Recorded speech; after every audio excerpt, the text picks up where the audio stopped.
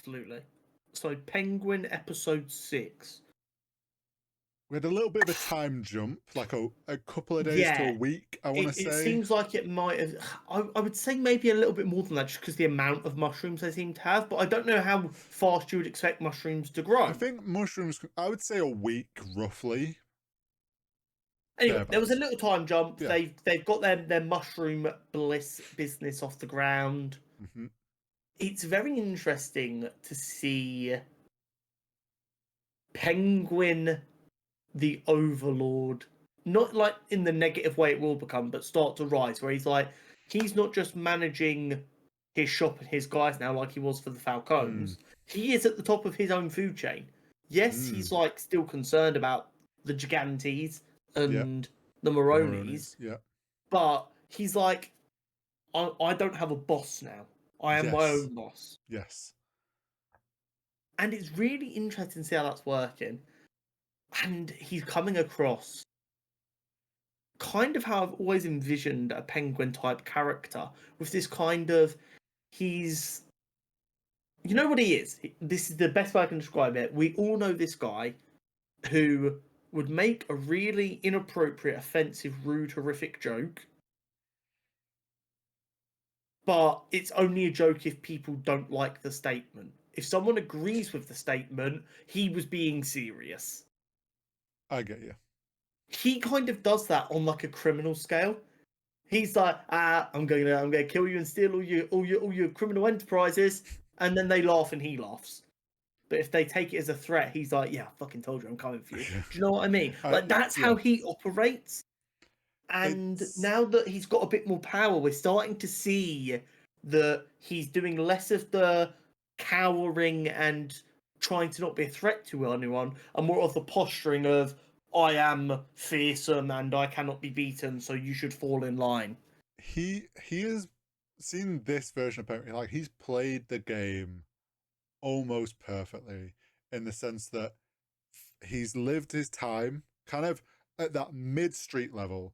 Like, he's not the guy running the drugs, he's the guy actually like selling them or whatever. He's the guy overseeing He's the area manager. Yeah, and like he's got his bosses and he's kind of watched them fight amongst themselves, and kind of he's just bounced around at that mid-level to, he's got the big bosses are now weak, injured, partly through things he's done and moves he's made, partly from infighting, and like he's now played his influence of, we're all at mid-level, I have an opportunity for us all to be in charge and we don't need to be overseen by some big boss. And he's playing those cards. And we know... He's playing the working man. Yeah, he's playing the working class.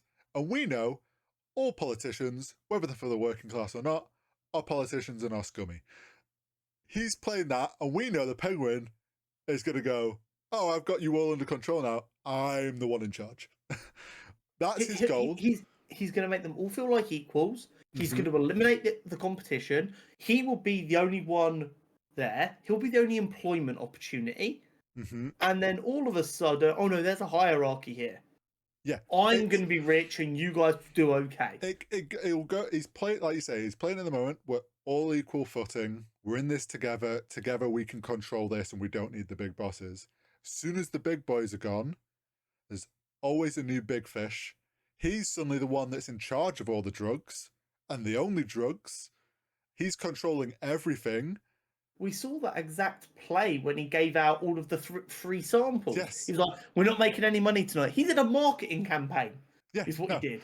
He went out because the people he was like subcontracting the selling of the drugs to were getting killed by the Maronis and the Gigantes. So he went, we're going to make this drug so damn irresistible that these gangs are not going to be worried that they might lose a guy, because the amount of money to be made there, they have to be involved. Well, and it's also that thing of like, you put with a drug, you put the demand out there, get people hooked. Every area of Gotham's gonna be like wanting to try and buy it. They're gonna be dumb to not be selling it, and like it's suddenly that demand's overwhelming. Like, well, we kind of have to put up with selling this because. Yeah. And also, like, logistically speaking, we're going to get into the economics of drug dealing here. Once everyone's hooked on this drug and that's how the gangs are making their money, he can stop any kind of gang on gang violence, which he said he wants to do. He wants to be the guy that's respected by the community because he's keeping them safe in a weird way. If the Triads and the Irish gang aren't fighting anymore because they get all their money from drugs, so if they start fighting and causing trouble in the streets, go sort it out, otherwise you're not getting your drugs, and then that's their money gone. Yeah. That's their legs cut out from underneath them. So what do? They have to fall in line. They get to pretend they're their own gang still, but he knows he's in charge. And we also this episode got to see him start to play the bigger fish, and he was going to the politician level people and kind of pushing them, trying to get the people under his, like, in his palm at that level, because he knows that's the next step. He's covered himself underneath. He's getting rid of the two that are above him, and now he needs the political, like, people on his corner. So it has been. To put it in a sports term, not I'll understand. They'll do one that you might understand. He's been sitting as bench quarterback for a few years behind Carmine.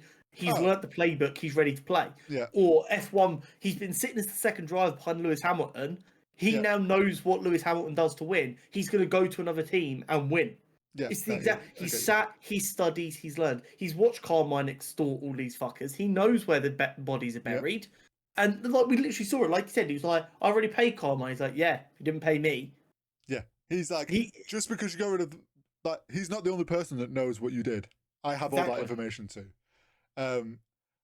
It was, it's very interesting seeing it. Like, also, did you like how it starts with Vic on a bike through the tunnels? In my head, I was like, Batman on a bike in the tunnels? It would have been so fucking funny, man. And they're expanding throughout the tunnels. I'm not 100% convinced we're not going to get. In the film, definitely in Batman 2, there's going to be something with these tunnels and Batman dealing with stuff. It's got to be, right? Or it's going to, like, he knows about it, but he hasn't got time to deal with drug runners and tunnels. Like, he knows they're using them. There's going to be something there, for sure. I mean, Vic kind of going the direction we thought he was, which was, I was like, I think Squid's going to be an issue and try and sell him out. You were like, oh no, he's going to hire him.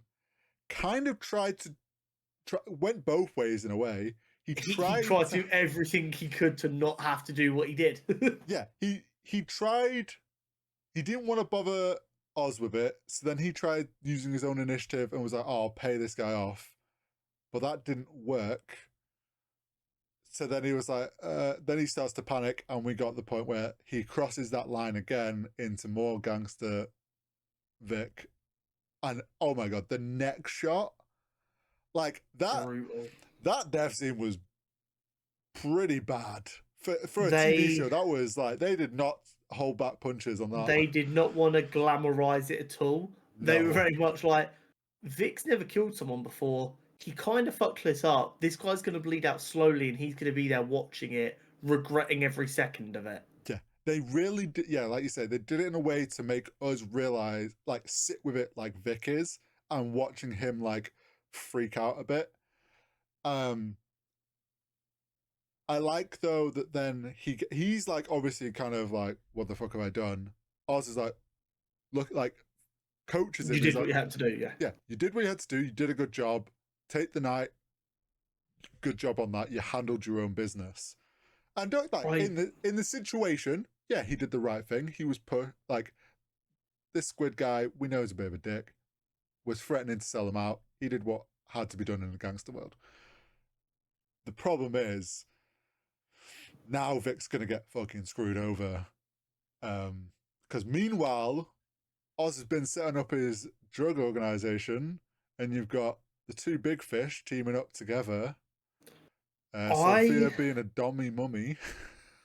That was a fucking wild scene. I was not expecting it, but it made total sense for that doctor or that therapist. But also, it makes complete sense, full stop.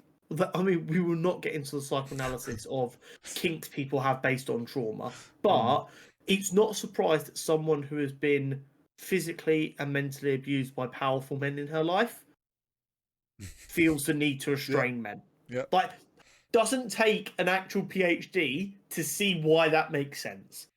But then for her to go into the no. To then go into the kitchen with Maroni cooking, her like, oh, I didn't expect you to be a cook, and he's like, I wanted my noni or whoever it was wanted the recipe to live on through me, so I'll teach you. These two are going to backstab each other. Oh, 100. Did you not know? So straight away, like he's cooking, and in my head, I'm like, is he poisonous? Like, she's like, you're not supposed to be out. Like for home arrest, you shouldn't be out wandering around. Like, could get caught or whatever, being a criminal. He puts the meals down. He's explained this story of where it's come from or whatever. She chows down, and he's just like staring at her, not eating. I was like, he's fucking poisoned it. He's not eating. Like, this is the like, she's eaten before him. This is like typical gangster behavior. And then I'm like, when he eventually eats, I'm like, oh no, what we just saw was him realizing she has far too much trust for him. See, I think you can view this a couple of different ways, and that is actually the beauty of the scene. You are absolutely right in reading it your way, but I also view it as her kind of going, I don't see you as a threat. I don't think you have the balls to do it. Kind of not being clueless about the danger, but kind of big dogging it in the sense of, you don't have the balls. I'm not concerned. I get that. I think it's more she's hooked on Oz screwed her over. Big time. She Big wants to being get up him on back. it. She's clouded by that she thinks, okay, Maroni's on my side. We've got the same enemy. I can focus on Oz because we've kind of teamed up. And she's let her guard down a bit too much. Because just the way that he watched her, I was like, that is a criminal who's realized I could have poisoned this and you would be dead. And you didn't even like wait to see if I ate it or not. Like, it was just that, oh, you've got no guard up. And I do think he is going to backstab her at his first chance. In all fairness to her, the pasta looked really good. It looked like it slapped and apparently was great with yogurt in it. What I will say as well, on top of that, watching Sophia develop as a gangster because she was forced to. She didn't want to be a part of this life, really. It's not like she was begging her father to be a part of the organisation and he kept shutting her down. He punished her for discovering something she shouldn't have discovered, and now she's come out and she's fallen down this pipeline. To then go and find our prostitute friend. Oh yeah, Oz's girlfriend. I genuinely didn't think for a second she was going to kill her until she admitted she was lying and said where Oz was. So I was genuine. I was like, she's not going to kill her. It's absolutely fine. And then when she got up and left without killing her and said, oh, he's here, I was like, oh, now she's going to turn around and kill her. She's going to have some kind of weird moral code that she's not going to hurt anyone unless they wrong her. So by lying to her, you've wronged. Like, I genuinely thought that was what was going to happen. I think in my head I was like, oh, she's gonna kill her at first. And then when she did the whole reveal of, did Oz ever tell you that I wasn't the hangman and he knew, and played that card, I was like, oh, she's turning her against Oz. It's in like a smart way. And I was like, she's not gonna kill her now. And when she was leaving, in my head, I'm like, either she's gonna essentially leave, wait to find out if she contacts Oz. Yeah. Or then she told her, and I was like, oh, now she's just essentially got them under her if she ever needs them. Whether they want to acknowledge that or not, she knows she has control over them a bit now. Which. Now, on to obviously the cliffhanger at the end. The power finally comes back on. Oz's mum and Vic do some dancing because the music's back on. A gorgeous scene, by the way. Yeah, music's blaring, so you can't hear anything. And the episode ends with Sophia lurking in the entryway with a pipe in her hand. I would have said crowbar because I imagine she pried the door open. Like you hear at Oh, one point, Vic heard like a a bump. creak. Well, he heard like a bump and something drop, but then Oz's mum wanted to dance, so he was like re-distracted. Like there's a split moment you hear it, and it was obviously her prying the door open. So maybe this is copium or belief in a person that doesn't exist's moral judgment. And maybe I'll just decide to be bitchy about it because I've decided this is what makes the most sense. I don't think the Sophia Gigante we have been shown in this show is capable of killing Oz's mum when all of the shit that went wrong in her life started when her mother was killed. She might fuck Vic up. I don't think she has it in her to kill Oz's mum. Okay. Not right now, anyway. I'm not saying she won't leave, develop further, and come back. But if the next episode starts with her just caving in Oz's mum's skull, I don't think that makes sense for the character. So I don't think she kills his mum right now. I do see a world where she does kill his mum. It's possible if they develop the character a bit more, but right now it would make zero sense in my opinion. In my head, I'm like, okay, Sophia's trying to get to Oz. She's got this hatred for him right now. She's just finally found the one, like, discovered by accident. He has a mum still. Someone he cares about. It's how you press someone. I think what's going to happen is she's going to beat the shit out of Vic, take the mum, essentially kidnap her, essentially be like, tell Oz, like, Vic, you can tell Oz what I've done. Oz is going to come back and be like, you fucked up, you didn't protect my mum. Either kill Vic or get him as close to death as possible by, like, in his reaction, that kind of Vic suddenly sees, oh, this guy is like an evil person. And then in whatever confrontation between Oz and Sophia, his mum dies. Whether See, now that I can absolutely see. I don't, with the way Sophia has been shown so far, with what we know about her, the way she operates, for her to, in cold blood, murder his mother right now makes zero sense. It depends. My only thing would be like if something happens where she accidentally kills the mum right now. Yeah, that's what I mean. So not in cold blood then. If it's an accident, it's True, not cold yeah. blood. This is what I'm not saying there won't be a fuck up that leads to her death, but if he wanted to kill someone to hurt Oz, he kills the prostitute. Oh, sorry, she kills the prostitute. If it was Ozzy's dad, Ozzy's brother, she kills them. It is the correlation between this all going wrong because her dad killed her mum that will stop her killing Ozzy's mum, I think. Deliberately. I wonder, because we've kind of got to view this as like, for Batman 2, Penguin's going to still be around, most likely. I'd be amazed if he's not. Sophia and Maroni guy, Sal, probably aren't going to be around. I actually don't know. In my opinion. So the way I see this going is them two are going to die, whether they infight or there's a bit of Invite and a bit of Oz. Possible situation here. Maroni was like focused on trying to find someone he cares about. Oh, Maroni will definitely kill Oz's mum. If Sophia takes Oz's mum back, he finds out. They then have a disagreement.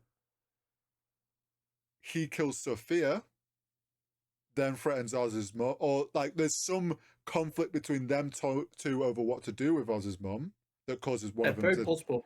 Maybe Sophia's like, okay, you're trying to fuck up my whole plan here. Kills him, maybe. And then, yeah, there's some conflict there. I think Sophia and Maroni die because I think if Sophia dies, therapist guy then kind of goes off the deep end. This Very person he's become possible. so obsessed with and in love with. Once again, I do not think enough people are talking about this fucking therapist. I think it sends him off the deep end, and the whole drug trade took away this person that he was fixing and he loved. And then he's like, I'm going to ruin everyone's world. And then he starts fucking around with a drug and becomes Scarecrow. Yeah. I mean, either way, Regardless, I think Vic's screwed. if Vic makes it I'm out of so the show worried. alive, I'm amazed. Yeah, either Vic comes out of this a completely different man, or Vic is unfortunately. I mean, best case scenario is somehow Oz lets him live, but he just leaves, and he realizes this isn't a place he can be. Vic's the most interesting to me because he's completely brand new and playing such an integral role to the story, which means you can do whatever you want with him. There's no expectation. There's no fans getting pissy because you broke law. If they wanted, they could make Vic Robin. Batman discovers him in the tunnels. He's a brand new Robin, cool, but like it absolutely could be a case of like a little bit inspiration of Jason Todd's growing up in Crime Alley. Like a little bit of inspiration is go, I want to make my own Robin. And it gets rid of the issue of how do you make Dick Grayson work, how do you make Jason Todd work, how do you make so and so work for our current Batman. Like that is an I don't think that's what's going to happen. No, but that's an example of like the wide range of shit that you can do. Because it's completely plausible for Vic to get the shit kicked out of him by Sophia, the shit kicked out of him by Penguin, thrown and to just the side by Penguin. Yeah. Left for dead and found by the Batman, or he finds the Batman. Yeah. And he takes the opportunity. He also lost his parents. He's an orphan. We know how Batman feels about orphan boys. Yeah. What it could be like beaten up by Oz, left to die, escapes into the tunnels, stumbles into the Batcave. Yeah. Like there is a non-zero opportunity that Vic is Robin. That is that would be a twist. It would be a phenomenal decision for this version of Batman. But yeah, I'm very curious to see where the rest of the series goes. So many different turns, and I think so many balls in the air. It's wild that we're still kind of waiting to see this evil Penguin that we're kind of promised is going to happen. Which I've got a feeling the result of episode 7 is going to kick us into gear. I have a feeling things are going to get very intense very fast. So, yeah.